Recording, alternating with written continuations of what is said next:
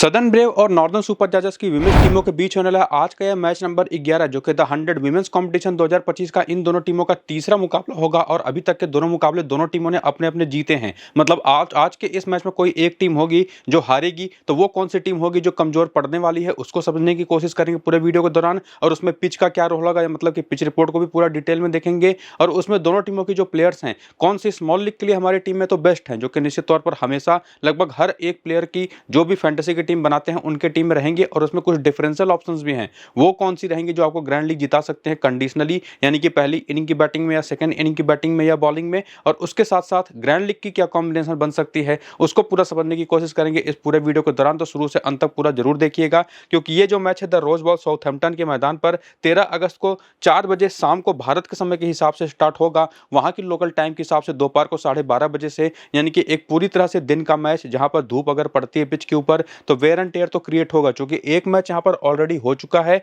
और इवन ये एक मैच तो मेंस का हुआ है, एक विमेंस का मैच भी इसी मैदान पर इसी पिच पर हो चुका है, जो कि इसके पहले जो हुआ था वो हुआ था अगर बात करें 10 अगस्त 2025 को। तो निश्चित तौर पर जो पिच होगी ना उसको देखना पड़ेगा वो कितनी ज्यादा वेयर एंड टेयर लेकर के आती है। हालांकि पिच रिपोर्ट मिलता है नहीं टॉस के बाद भी, जहां पर ये मैचेस आते हैं लाइव ब्रॉडकास्ट जहां पर होता है, पिच के बारे में बहुत ही कम इंफॉर्मेशन मिलती है, लेकिन वेदर को भी देखना पड़ेगा। लेकिन ओवरऑल जो पहला मैच हुआ उसमें हमने क्या देखा कि पहली इनिंग की बैटिंग के दौरान सदर्न ब्रेव की टीम ने 139 रन बनाए 7 विकेट के नुकसान पर। और इसको भी चेज करना बर्मिंघम फीनिक्स, हालांकि जो बर्मिंघम फीनिक्स की टीम है तो बड़ी अच्छी टीम, लेकिन रिसेंट टाइम में उनकी बैटिंग ऑर्डर बुरी तरह से आउट ऑफ फॉर्म चल रही है और वो टीम इस स्कोर को भी चेज नहीं कर पाई। हालांकि उसमें एक रोल ये भी था कि जो ये मैच अगर आप देखें तो एक डे मैच ही था, आज का मैच भी डे ही मैच है। तो सेकंड इनिंग के दौरान generally the rose bowl Southampton की जो पिच होती है वो थोड़ी सी स्लो एंड लो होती चली जाती है, बहुत ज्यादा भी अंतर नहीं आता, लेकिन निश्चित तौर पर थोड़ा सा डिफरेंस तो पड़ता ही है। तो अगर कोई बल्लेबाज अंधाधुंध शॉट खेलने जाता है तो विकेटें उसकी गिरती हैं। और इस मैच के अंदर जैसे कि आपने देखा पहले बैटिंग करने वाली टीम जीती,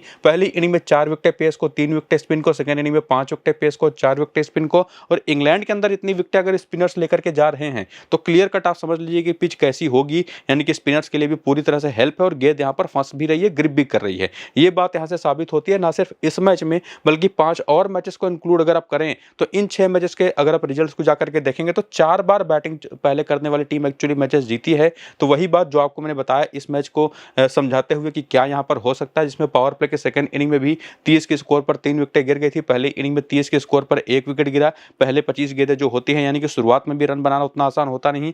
बाकी ओवरऑल इन 6 मैचेस में स्पिन को 32 और पेस को जो 34 विकेटें मिली हैं, जहां पर पहली विकेटों में ही पहली इनिंग के अंदर ही मेजॉरिटी विकेटें आ जाती हैं, करीब 70%। 32 में से 20 विकेटें पहली इनिंग ही स्पिनर्स को मिल जाती है और 34 में से 22 विकेटें पहली इनिंग में पेसर्स को। तो इस पिच रिपोर्ट को तो हमने पिछले कुछ मैचेस के बेसिस पर समझा, लेकिन अगर हमको कोई पिच रिपोर्ट मिलता है टॉस के बाद, जो कि मिलता नहीं एक्चुअली, तो वो आपको मैं अगर मिलेगा तो टेलीग्राम और व्हाट्सएप पर दे दूंगा, नहीं मिलेगा तो वेदर को देखते हुए जो हमारी फाइनल टीम स्मॉल लीग की बनेगी वो आपको मैं कम से कम टेलीग्राम और व्हाट्सएप चैनल पर जरूर दूंगा। तो उसके लिए जाकर के दोनों चैनलों को ज्वाइन कर लीजिए, लिंक आपको इसी वीडियो के डिस्क्रिप्शन में और कमेंट बॉक्स में जो पिन किया हुआ कमेंट है वहां पर देखने को मिल जाएगा। तो जल्दी से जाइए, लिंक्स को क्लिक करिए, टेलीग्राम और व्हाट्सएप को ज्वाइन करिए। और फिलहाल देखिए ये प्लेइंग 11 और बैटिंग ऑर्डर जो बनती दिखाई पड़ रही है आज के इस मैच के लिए सदर्न ब्रेव की टीम की जो पिछले मैच में भी खेली थी, जहां पर बैटिंग ऑर्डर तो आपके सामने है। बॉलिंग की अगर हम बात करें तो कुल टोटल 6 बॉलिंग ऑप्शन पिछले मैच में यूज करी गई थी, जिसमें लॉरेन बेल थी, सोफी डिवाइन थी और टेली कोटिंग कोलमैन जिनकी क्लिकटा लेफ्ट आर्म ऑर्थोडॉक्स बॉलर है। ये तीनों मिलकर के पूरे 4-4 ओवर यानी कि पूरे 12 ओवर करती हैं। और उसके बाद मैडी विलियर्स, क्लोई ट्रेयन और जॉर्जिया एडम्स ने पिछले वाले मैच में 3-3 ओवर मैडी विलियर्स और जॉर्जिया एडम्स ने किए थे, 2 ओवर करे थे क्लोई ट्रेयन ने। और इसमें किसने किस ओवर में आकर के बॉलिंग करी, जैसे लॉरेन बेल ने पहला ओवर किया, चौथा ओवर किया, यानी कि पावर प्ले के जो पहले 5 ओवर होते हैं यानी कि 25 गेंदें होती हैं उसमें से 10 गेंदें तो इन्होंने कर ही दी थी। और उसके बाद जाकर के एक मिडिल ओवर किया था 11वां और एक डेथ ओवर किया था 20वां। उसके बाद सोफी डिवाइन को भी देखेंगे तो 1 ओवर पावर प्ले का, 1 ओवर जस्ट पावर प्ले के बाद का छठा ओवर, उसके बाद 15वां और 19वां, यानी कि टोटल कुल मिलाकर के 2 ओवर डेथ के। सिमिलरली टेली कोटिंग कोलमैन की भी देखेंगे तो 2 ओवर पावर प्ले के, 2 ओवर मिडिल के और उसी तरह से बाकी बॉलर्स के भी। और ना सिर्फ पिछले मैच में बल्कि उसके पहले मैचेस का भी डेटा आप देख सकते हैं, जिससे समझ में आएगा कि तीनों तेज गेंदबाज है ऊपर की, 2 तेज गेंदबाज एक स्पिनर, ये आपको पूरे 4-4 ओवर करते दिखाई पड़ी हैं। बाकी इनका बेंच भी आप देख सकते हैं। तो बैटिंग का ऑर्डर और साथ ही साथ बॉलर्स की यूटिलिटी या इंपॉर्टेंस को देख लेने के बाद करियर के आंकड़े अगर आप देखना चाहें तो देख सकते हैं जो इस सीजन के स्टार्ट होने के पहले थे। इन सभी विमेंस प्लेयर्स के द 100 करियर स्टार्ट्स इस फॉर्मेट के अंदर कैसे रहे थे उसको भी आप वीडियो को रोक करके देखना चाहें तो जरूर देख लीजिएगा। इसके बाद अगर आप आए तो जो कि 2 मुकाबले हो चुके हैं तो रिसेंट फॉर्म में आप देखेंगे 2 मैचेस का स्कोर भी आपको देखने को मिलेगा। जिसमें डैनी वेट ने पिछले दोनों मैचेस में बढ़िया पारियां खेली हैं, 59 और 32 की। ना सिर्फ पिछले 2 मैच में बल्कि इसके पहले भी अगर आप देखें तो काफी अच्छा फॉर्म कैरी करके यहां पर पहुंची थी। जबकि वहीं पर मिया बॉचियर अभी तक के दोनों मैचेस में पूरी तरह से फ्लॉप हुई हैं। लॉरा वुल्फार्ट ने भी काफी अच्छी शुरुआत दोनों मैचेस में अपनी टीम को दी है। इसके साथ साथ सोफी डिवाइन को लेकर के तो कोई क्वेश्चन मार्क बनता भी नहीं, ये परफॉर्म ना भी करे ना तो भी आपकी टीम की कप्तान है वो कप्तान है तो बनती ही बनती हैं, तो इनको लेकर के तो कोई डाउट रहता नहीं। फ्रेया केम्प जो बॉलिंग फिलहाल नहीं कर रही हैं तो इनको लेकर के डाउट क्लियर है कि लेकर के जाना है नहीं। हालांकि बैटिंग काफी ऊपर आकर के कर रही है नंबर 5 पर, जबकि दोनों मैचेस में पूरी तरह से फ्लॉप रही है। उसके पहले डोमेस्टिक सीजन का काफी अच्छा गया था। क्लोई टेरॉन की बात करें तो इनके साथ वही एक एडवांटेज है कि 2 से 3 ओवर की बॉलिंग आकर के कर देती हैं। बैटिंग में भी पूरी कैपेबल है। हालांकि बल्ले से अगर आप देखें रिसेंट टाइम में बिल्कुल भी रन इनसे बने हैं नहीं। पिछले मैच में जरूर 1 विकेट लेकर के गई थी, तो इनके ऊपर क्वेश्चन मार्क बनता है कि इनको लेकर के जाए या ना जाए। और ऊपर से तो आपने देख ही रहा है, देख ही चुके हैं आप यहाँ पर कि 3 प्लेयर्स हमारी पक्की हो चुके हैं जो सीधे टीम में आती हैं। इसके बाद जॉर्जिया एडम्स भी हैं, इनको भी आपने देखा पिछले दोनों मुकाबले में 3-3 ओवर करते हुए और दोनों मैचेस में 1-1 विकेट लेते हुए। बल्ले से अगर आप देखें तो कंपैरेटिवली क्लोई टेरॉन से ज्यादा बेहतर फॉर्म में आपको देखने को मिलेंगी। तो निश्चित तौर पर ये जो क्वेश्चन मार्क इन दोनों के ऊपर है, इन दोनों में से किसको लेकर के जाएं, चूंकि एक ही को लेकर जा पाएंगे, दोनों को लेकर के जाएंगे तो मामला काफी रिस्की हो जाएगा। क्योंकि दोनों मिल करके ही 4 से 5 ओवर करती हैं, तो यूटिलिटी उनकी उतनी बनती नहीं कि दोनों को साथ में लेकर के जाएं, किसी एक को लेकर के जाना पड़ेगा। कंपेयर करेंगे तो जॉर्जिया एडम्स ज्यादा बेटर ऑप्शन दिखाई पड़ती है, तो क्वेश्चन मार्क है। तो निश्चित तौर पर आप डिपेंड करिए, आप डिसाइड करिए कि किसको लेकर के जाना चाहेंगे। मैं डिसाइड करूंगा मैच के आखिरी में जाते जाते, जब हम सामने की टीम का प्लेयर बैटल देखेंगे, जो सामने टीम है उनके बैटर्स की वीकनेस देखेंगे कि ऑफ स्पिन कैसा खेलती हैं, लेफ्ट आर्म ऑर्थोडॉक्स बॉलिंग कैसा खेलती हैं, उसके बाद डिसाइड करेंगे। फिलहाल तो क्वेश्चन मार्क लगा रहेगा। बाकी मैडी विलियर्स जो लगातार 3 से 4 ओवर कर रही हैं, बहुत अच्छे बॉलिंग फॉर्म में थी। पहले मैच में भी उसके पहले भी लगातार विकेट ले रही थी। हालांकि पिछले मैच में इनको विकेट नहीं मिला, लेकिन अभी पीछे आपने देखा जो पिच रिपोर्ट, उसमें क्लियर हुआ कि निश्चित तौर पर स्पिनर्स के लिए भी यहाँ पर पूरी हेल्प होती है। तो उसको ध्यान में रखते हुए मैडी विलियर्स निश्चित तौर पर एक अच्छी ऑप्शन बनी रहेंगी। इसके साथ साथ रिहाना साउथ भाई तो निश्चित तौर पर काफी बहुत नीचे बैटिंग करने आती है। लॉरेन बेल दोनों मैचेस में 6 विकेट ले चुके थे, इनको लेकर के कोई क्वेश्चन मार्क बनता ही नहीं। टिली कोटिंग कॉलमैन के भी 2 मैचेस में 3 विकेटें हो चुकी हैं, तो ये भी एक काफी शानदार ऑप्शन बनेंगी। तो निश्चित तौर पर अगर आप देखें ना तो 6 प्लेयर तो पक्की तौर पर हमारी टीम में आती हैं। हाँ, आप चाहें तो मैडी विलियर्स, जॉर्जिया एडम्स और क्लोई टेरॉन में से किसी भी एक को ट्राई कर सकते हैं। और अगर आप निश्चित तौर पर यहाँ पर देखें और यहाँ पर समझें तो मैडी विलियर्स बॉलर पर्सपेक्टिव से ज्यादा ओवर्स करती हैं, तो निश्चित तौर पर ज्यादा सेफ होंगी। सबसे बेहतर ऑप्शन, सेकंड बेस्ट ऑप्शन मेरे हिसाब से जॉर्जिया एडम्स है। थर्ड बेस्ट ऑप्शन मेरे हिसाब से क्लोई टेरॉन होंगी। हालांकि बैटिंग ऑर्डर वाइज देखेंगे तब क्लोई टेरॉन ज्यादा बेहतर हो जाएंगी। ये आपको डिसाइड करना है। मैं जैसा मैं आपको बता चुका हूं कि हम डिसाइड करेंगे इस वीडियो के अंत में जाते जाते प्लेयर बैटल को देखते हुए सामने वाली टीम के सभी बैटर्स की। तो रिसेंट फॉर्म तो आपने समझा, उसकी बेसिस पर प्लेयर्स कौन सी बेस्ट होंगी उसको भी जान लिया। अब आकर के हेड टू हेड के आंकड़े देखें कि ये जो साउदर्न ब्रेव की प्लेयर है जब खेलती हैं सामने वाली टीम के खिलाफ तो कैसा परफॉर्म करते हैं नॉर्दर्न सुपर चार्जर्स के खिलाफ। तो डैनी वेट के तो 5 मैच केवल 83 रन है। तो जो एक प्लेयर के तौर पर सीधे हमारी टीम में आ रही है रिसेंट जैसा इनका फॉर्म है, उसमें हेड टू हेड के आंकड़े अगर आप देखें तो इनके ऊपर क्वेश्चन मार्क लगा देता है। सिमिलर चीज मैया बुचियर के साथ भी है, सिमिलर चीज लॉरा वुल्फार्ट के साथ भी है। अगर आप देखें 4 मैच में केवल 58 रन है। हालांकि आप कह सकते हैं कि मैया बुचियर के नंबर्स थोड़े से बेहतर हैं, लेकिन T20 पर्सपेक्टिव में उनको मैं गेम में लेता नहीं। इसके साथ साथ अगर आप देखें सोफी डिवाइन के 3 मैच 85 रन है, विकेट भी नहीं है। और साथ ही साथ फ्रेया केम्प की बात करें तो इनके रन तो खराब हैं ही आंकड़े, लेकिन क्लोई टेरॉन के आंकड़े काफी बेहतर हो जाते हैं। 3 मैच में 47 रन 5 विकेटों के साथ। वहीं पर जॉर्जिया एडम्स के आंकड़े 5 मैच 57 रन 4 विकेटें हैं। मैडी विलियर्स के 4 मैच में 23 रन 3 विकेटें हैं। तो जो पीछे आप समझ रहे थे कि सबसे बेस्ट ऑप्शन थी मैडी विलियर्स, चूंकि सबसे ज्यादा ओवर करती हैं। सेकंड बेस्ट जॉर्जिया एडम्स थी, चूंकि इनकी बॉलिंग का भी फॉर्म और बैटिंग का भी फॉर्म कंपैरेटिवली क्लोई टेरॉन से बेटर है। लेकिन अगर आप हेड टू हेड के आंकड़े देख करके जाएं तो क्लोई टेरॉन ज्यादा बेहतर ऑप्शन दिखाई पड़ती हैं। वो निश्चित तौर पर यहाँ से हिंट हमको मिल रहा है कि प्लेयर बैटल में इन्हीं का नाम आगे आता दिखाई पड़ेगा, जो कि हम आगे देखेंगे। बाकी रिहाना साउथ भाई तो निश्चित तौर पर विकेट कीपिंग ऑप्शन में दिखाई पड़ेंगी, वो उतनी यूटिलिटी वाइज बेस्ट है नहीं। लॉरेन बेल के 5 मैच 11 विकेट हैं। टेली कोटिंग कॉलमैन के 1 मैच में विकेट नहीं है, लेकिन जैसा फॉर्म इनका चला है उसकी बेसिस पर काफी अच्छी ऑप्शनें बनेंगी। तो निश्चित तौर पर क्वेश्चन मार्क तो काफी सारे क्रिएट हो गए हैं हेड टू हेड के स्टैट्स को देखने के बाद। लेकिन जब ये टीम अपने इस होम ग्राउंड पर उतरेगी तो यहाँ पर खास करके जब खेलेगी आज का यह मैच इस मैदान पर साउथहैम्पटन के अंदर, तो डैनी वेट का अपना होम ग्राउंड होगा। साथ ही साथ देखेंगे तो जॉर्जिया एडम्स का अपना होम ग्राउंड होगा, फ्रेया केम्प का अपना होम ग्राउंड होगा, और इवन अगर आप देखें तो माया बुचियर का भी, और साथ ही साथ यहाँ पर देखेंगे तो लॉरेन बेल का भी। तो इतनी सारी प्लेयर्स जब अपने होम ग्राउंड पर खेलेंगी, और परफॉर्मेंस अगर आप इनका देखें तो लॉरेन बेल के 21 मैच में शानदार 31 विकेटें हैं। इवन जॉर्जिया एडम्स के आंकड़े भी अपने होम ग्राउंड पर काफी शानदार है, 24 मैच में 491 रन 26 विकेटें। और वहीं पर फ्रेया केम्प के आंकड़े, क्योंकि बॉलिंग नहीं कर रही है तो इनको तो हम कंसिडर नहीं करेंगे, लेकिन माया बुचियर के आंकड़े भी देखेंगे तो काफी ठीक ठाक हैं। तो ये तो एक डिफरेंशियल बैटिंग ऑप्शन बन जाती हैं। इवन डैनी वेयर्ड भी अपने होम ग्राउंड पर 25 मैच 792 रन है, 34 का एवरेज है। तो जो एक क्वेश्चन मार्क लग रहा था इनका हेड टू हेड के आंकड़े देख करके, वो काफी हद तक दूर तो होता है। थोड़ा सा डाउट क्रिएट होगा तो कप्तान है, वो कप्तान मत बनाइएगा, लेकिन एज ए प्लेयर जरूर लेकर के जाइएगा। ना सिर्फ इनको बल्कि लॉरा वुल्फार्ड को भी, जिनके 3 मैच 127 रन है इस मैदान पर। बाकी सोफी डिवाइन को तो लेकर के क्वेश्चन मार्क रहेगा नहीं। जैसा कि आपको हमने कहा भी था कि इनकी परफॉर्मेंस कैसी भी हो, हम इनको ड्रॉप कर नहीं सकते। ज्यादा से ज्यादा यही कर सकते कि कप्तान है वाइस कप्तान ना बनाए। इसके साथ अगर आप देखें तो क्लोई ट्रेवन यहाँ पर एक काफी अच्छी ऑप्शन दिखाई पड़ जाती है हेड टू हेड के आंकड़े की बेसिस पर। लेकिन इन तीनों को लेकर के जो क्वेश्चन मार्क है वो निश्चित तौर पर अभी भी बना रहेगा।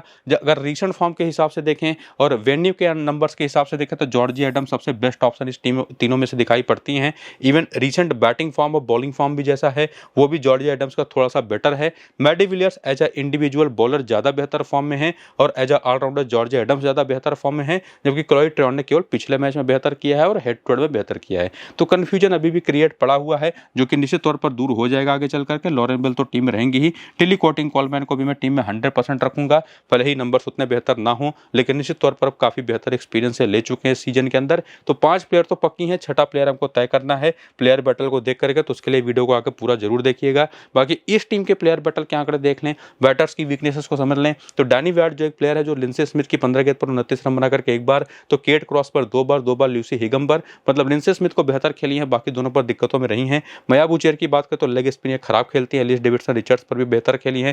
केट क्रॉस को भी अच्छे खासे रन बनाए हैं, यानी कि लिंसे स्मिथ पर और लेग स्पिन पर, यानी कि overall left arm Orthodox bowling या लेग स्पिन बॉलिंग पर दिक्कतें इनको आती हैं। बाकी सोफी डिवाइन की बात करेंगे तो ये ओवरऑल लगभग हर खिलाड़ी को बेहतर खेलती है। एलिस डेविडसन रिचर्ड्स पर आंकड़े खराब हैं, इवन केट क्रॉस पर भी, उसमें से एलिस ये पिछले दोनों मैच में बॉलिंग करते दिखाई पड़ी नहीं है। बाकी लॉरा वुल्फार्ड की बात करें तो इनके भी नंबर्स आपके सामने हैं, जो कि आप यहाँ पर देख सकते हैं। लेकिन उसके बाद एक और चीज अगर आप देखें, जो बाकी लोअर ऑर्डर की बैटर्स हैं, जैसे फ्रेया केम्प हो गए, रिहाना साउथबे हो गई, क्लोई ट्रेवन हो गई, तो इनके भी प्लेयर बैटल के आंकड़े देखेंगे तो जॉर्जिया वेयरहैम आपको यहाँ पर काफी highly possible wicket taking option के तौर पर दिखाई पड़ती है, जिसमें ऑफ स्पिनर भी कोई हो तो वो भी गेम में आ जाती हैं। लेफ्ट आर्म ऑर्थोडॉक्स बॉलिंग तो हमेशा गेम में बनी रहती है। तो ऐसी बॉलिंग ऑप्शंस हैं कौन सी टीम सामने वाली टीम में, उसको देखने जाए तो लूसी हिगम जो कि ऑफ स्पिनर हैं, इनके नाम आपने कहीं कहीं पर देखे किसी बॉलिंग बैटिंग ऑप्शन के खिलाफ, और इवन ओवरऑल भी। लेकिन लूसी हिगम बॉलिंग कितना कर रही हैं वो भी देखना इंपॉर्टेंट होगा, क्योंकि अगर आप देखें तो कुल मिलाकर के 5 बॉलिंग ऑप्शन पिछले मैच में यूज किए गए थे, जिसमें आपको लूसी हिगम का नाम दिखाई पड़ेगा ही नहीं।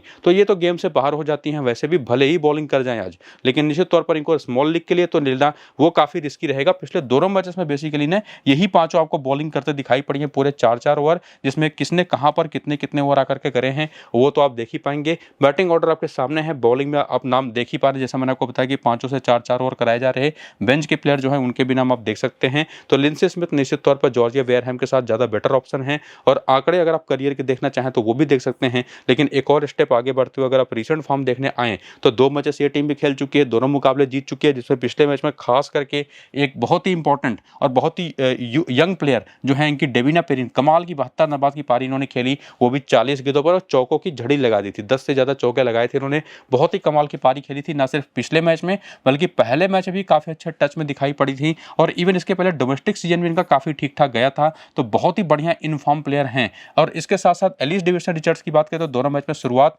अच्छी करी है, बड़ी पारी में कन्वर्ट नहीं कर पाए, उसके पहले हालांकि काफी अच्छे फॉर्म में थी। बॉलिंग इनसे नहीं कराया गया अभी तक के दोनों मैचेस में। तो इन दोनों को लेकर के अभी भी हालांकि नंबर्स भले डेविन पेरिन के बहुत अच्छे हैं, लेकिन इनको लेकर के या जाए ना जाए या उनसे बेहतर ऑप्शन हमारे पास कौन है उसको हमें अभी देखना पड़ेगा, जिसमें फीब लिचफील्ड का भी एक नाम आता है। 2204 की 2 पारी खेली है, इसी तरीके की छोटी छोटी पारियां लगातार पिछले कुछ मैचेस में खेलती रही हैं। तो इन तीनों को लेकर के कोई भी श्योरिटी तो बन नहीं पा रही। लेकिन एनाबेल सदरलैंड को लेकर के देखें तो निश्चित तौर पर अपने बल्ले और गेंद दोनों से काफी बैलेंस परफॉर्मेंस इन्होंने दी है, तो सीधे टीम में आती हैं। और उसके बाद होली आर्मिटेज चूंकि नंबर 5 पर बैटिंग करने आती हैं, फॉर्म भी इनका बहुत ज्यादा कंसिस्टेंट है नहीं, हालांकि पहले मैच में 34 नबाद की पारी खेली थी। तो निश्चित तौर पर चूंकि हमारे पास इनसे बेटर ऑप्शन ऊपर है, अगर आप चाहें तो ऊपर से प्लेयर ले सकते हैं, बेहतर फॉर्म में है, लेकिन निश्चित तौर पर यहाँ पर डाउट अभी भी क्रिएट बना रहेगा। बाकी जॉर्जिया वेयरहैम जिनकी अगर हम बात करें तो पिछले मैच में भी विकेट नहीं मिला, पहले मैच में 29 नबाद की पारी खेली, 2 विकेट लिया, तो ये भी टीम में आ सकते हैं निश्चित तौर पर। और इसकी बात अगर बात करें तो base Heath wicket keeping option में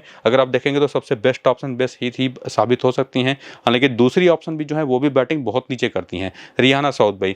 इसके बाद अगर हम बात करें तो लूसी हिगम को तो दोनों मैच में बॉलिंग मिली नहीं। इसके साथ साथ केट क्रॉस ने दोनों मैच में मिला करके 4 विकेटें ली, लिंसे स्मिथ ने 3 विकेटें ली, और साथ ही साथ अगर बात करें तो ग्रेस बेलिंजर ने भी अपनी left arm medium pace bowling से 3 विकेटें ली। तो रीसेंट फॉर्म के बेसिस पर तो 5 5 प्लेयर तो पक्की हैं, लेकिन निश्चित तौर पर अगर आप छठा प्लेयर ट्राई करना चाहते हैं तो इन फॉर्म डेविना परीन है जिनको आप ट्राई कर सकते हैं, या सबसे भरोसेमंद प्लेयर के साथ या जो सबसे सेफ होंगी उनके साथ जाना चाहेंगे तो एलिस डेविडसन रिचर्ड्स भी एक नाम है।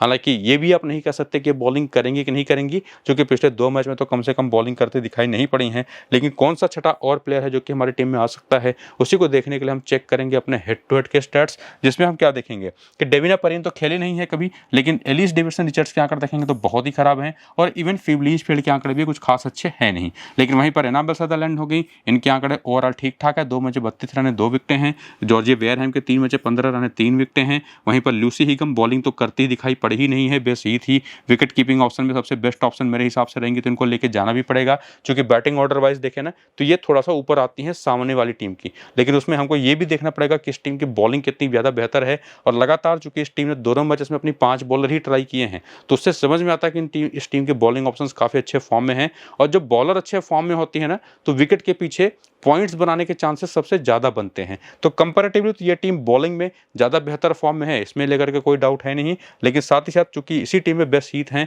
जो कि निश्चित तौर पर इनके पास ज़्यादा चांस बनेंगे विकेट के पीछे पॉइंट्स बनाने के एज ए विकेट कीपर, तो इन्हीं को हम ट्राई करेंगे। बाकी केट क्रॉस के 5 मैच 7 विकेटें हैं, लिंडसे स्मिथ के 4 मैच 5 विकेटें हैं, ग्रेस बेलिंजर के 3 मैच में 1 ही विकेट है, तो डाउट बनेगा। लेकिन निश्चित तौर पर जैसे फॉर्म में आप इनको ट्राई कर सकते हैं। लेकिन कम से कम ये 6 प्लेयर तो हैं, जिसमें ग्रेस बेलिंजर की जगह पर आप चाहें तो इन तीनों में से किसी भी एक बैटर को भी लेके जा सकते हैं। डिपेंड करेगा किस इनिंग की बॉलिंग होगी। और उसी को थोड़ा सा और इलेबोरेट करते हुए वेन्यू के भी आंकड़े अगर आप देखें तो यहाँ पर क्या देखेंगे, डेविना परीन ने इसी मैदान पर एक मैच खेल करके 70 की पारी खेल चुकी है ऑलरेडी, तो निश्चित तौर पर एक बढ़िया ऑप्शन ये बन जाती है। बाकी एलिस डेविडसन रिचर्ड्स के यहाँ पर भी आंकड़े काफी एवरेज हैं। फिब लीचफील्ड यहाँ पर खाता भी नहीं खोल पाई है। यहाँ पर सदरलैंड की बात करें तो खेली तो नहीं है, लेकिन निश्चित तौर पर हमारी टीम में बनती हैं आना। बाकी यहाँ पर होली आर्मिटेज के आंकड़े बहुत ही कमाल के हैं, और ये एक अच्छी डिफरेंशियल बैटिंग ऑप्शन बन सकती हैं। बाकी जॉर्जिया वेयरहैम के 6 रन 2 विकेट है एक ही मैचेस में यहाँ पर, और बाकी केट क्रॉस के 2 मैच में 2 विकेट है, लिंडसे स्मिथ के 10 मैच में 9 विकेटें हैं, ग्रेस बेलिंजर यहाँ पर भी नहीं चली हैं, तो और बेस ईद को तो हमको विकेट कीपर के तौर पर लेकर के जाना ही है।